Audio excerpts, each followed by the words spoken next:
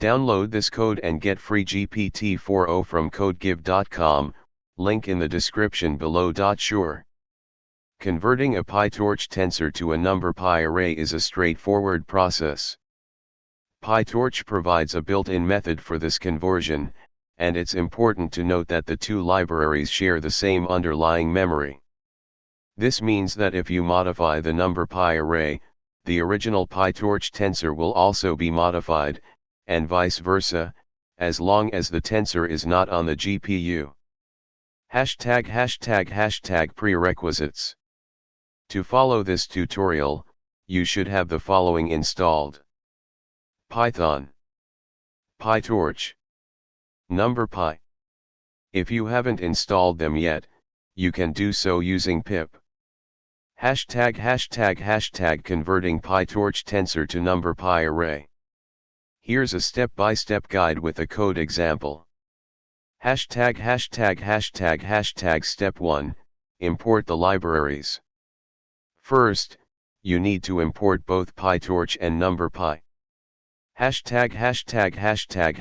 Step 2, create a pytorch tensor. You can create a pytorch tensor using various methods, such as torch.tensor, torch.ran, etc. Step 3, convert the tensor to a numpy array. To convert the pytorch tensor to a numpy array, you can use the .numpy method. Note that the tensor must be on the CPU.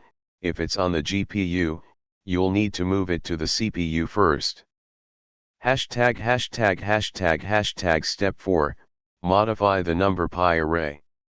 You can modify the numpy array to see how it affects the original tensor. Complete code example. Here's the complete code for the above steps. Output. When you run the complete code example, you should see output similar to this. Important notes. 1. Memory sharing. As mentioned earlier, the tensor and the numpy array share the same underlying data. Changes to one will affect the other unless the tensor is detached or copied. 2. CUDA tensors.